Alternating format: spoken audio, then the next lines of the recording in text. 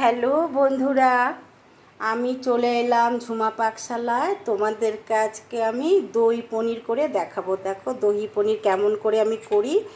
এখানে দেখো আমি 250 গ্রাম পনির নিয়েছি, এরকম চৌকো চৌকো করে কেটে নিয়েছি। আর নিয়েছি দেখো ক্যাপসিকাম। ক্যাপসিকাম আমি একটা বড় গোটা কেটে নিয়েছি, এইরকম কিউবের মতন করে। আর এখানে লাগবে তোমার টক দই, যেহেতু আমি 250 তোমার যদি নিয়েছি, পনির নিয়েছি, সেজন্য আমি এখানে চায়ের কাপের হাফ কাপ টক দই নিয়েছি। আর বড় চামচের 2 চামচ তোমার নিয়েছি হলো কর্নফ্লাওয়ার। আর নিয়েছি বড় চামচের 2 চামচ ভিনিগার। আর নিয়েছি তোমার হলো এই যে চিনি, হাফ কাপ চিনি, হাফ কাপ চিনি লাগবে। টক দই হাফ কাপ দিলে হাফ কাপই চিনি লাগবে। আর এখানে আদা কুচি দেখো গ্রেট করে নিয়েছি, এটা 2 চামচের মতন আছে। আর স্বাদ অনুসারে লঙ্কা, আর নুন তো লাগবেই, যাই হোক তেল নুন এসব তো লাগবেই। এবার তোমরা আমার সাথে থাকো, দেখো আমি দই পনিরটা কী করে বানাই। সবার প্রথমে দেখো আমি এই যে টক দই আর তোমার এই যে কর্নফ্লাওয়ারটা একটু ফেটিয়ে নিয়ে আসবো। এই যে দই আর কর্নফ্লাওয়ারটা ফেটিয়ে নিয়ে এলাম। এবার আমি পাত্রটার মধ্যে ঢেলে দিচ্ছি। আর এটার মধ্যেই আমি যে আদাটা আর কাঁচা লঙ্কাটা, আদাটা গ্রেট করে রেখেছি, তা আমি একটু পেস্ট করে নেব ভালো করে। এই যে আদা লঙ্কার যে পেস্টটা করে নিয়ে এলাম, সেটা আমি এই দই আর কর্নফ্লাওয়ারের সাথে মিশিয়ে দিচ্ছি, এর সাথে মিশিয়ে রাখছি। এবার কড়াই বসিয়েছি, কড়াই গরম হয়ে গেছে। আমি কড়াইতে এই দেখো সাদা তেল দিয়ে দিলাম, সাদা তেল আর অল্প করে ঘি দিয়ে দেব।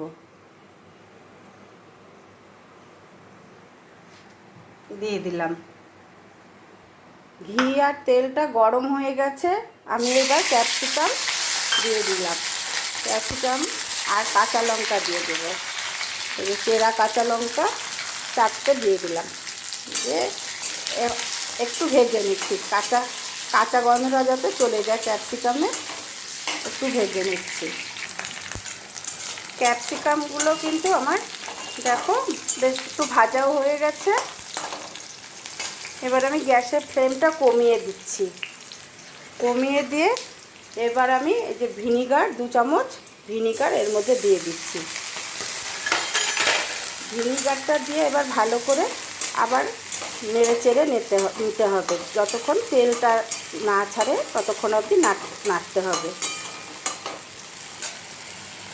এই ক্যাপসিকামের থেকে কিন্তু তেলটা ছেড়ে দিয়েছে দেখো।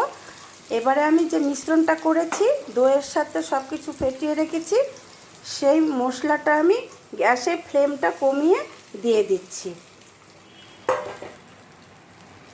দিয়ে এবার ক্যাপসিকামের সাথে ভালো করে একটু কষিয়ে নেব সব কিছু।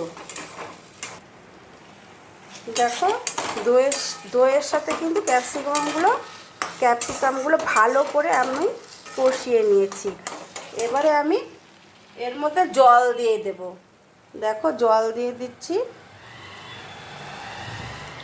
বেশি একটা জল লাগবে না, অল্প করে দিচ্ছি, কারণ জিনিসটা একটু গায়ে গায়ে হবে। এবার ঝোলটা ভালো করে ফুটে গেলে আমি পনিরের টুকরোগুলো দিয়ে দেবো এর মধ্যে। ঝোলটা ফুটে গেছে। আমি এবার দেখো স্বাদ অনুসারে নুন দিয়ে দিচ্ছি। নুনটা একটু বেশি করে দিচ্ছি, কারণ টক জিনিস তো, আর মিষ্টি পড়বে, অনেকটা চিনি পড়বে। আর এটা টক টক একটু ঝাল মিষ্টি এরকমই টেস্টি হবে খেতে। আর হাফ কাপে যে চিনিটা দিয়ে দিলাম, কারণ চিনিটা দিয়েও তোমার জল ছাড়বে, সেজন্য এগুলো আমি আগেই দিয়ে দিলাম। আর একটু তোমরা খেয়ে দেখে নেবে, কারণ যে কেমন হলো, কারণ নিজের স্বাদ অনুসারে টক ঝাল মিষ্টিটা দেখে নিলে ভালো হয়। আর এরকম নিত্য নতুন যদি তোমরা রেসিপি চাও, আমার চ্যানেলটাকে যদি সাবস্ক্রাইব করো, তোমরা দেখতে পাবে নতুন নতুন রেসিপি। সব কিছু দেখো খুব ভালো করে ফুটে গেছে। আমি এবার এই যে পনিরের টুকরোগুলো দিয়ে দিলাম।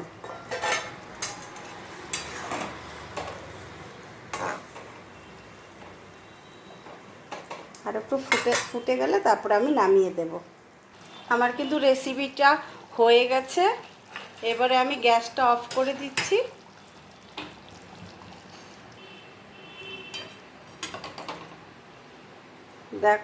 দেখো এবারে আমি এই থালার মধ্যে ঢেলে দিচ্ছি। তোমাদের কেমন লাগলো আমাকে লাইক কমেন্ট করে জানিও, ভালো লাগলে শেয়ার করো। সকলে ভালো থেকো, সুস্থ থেকো।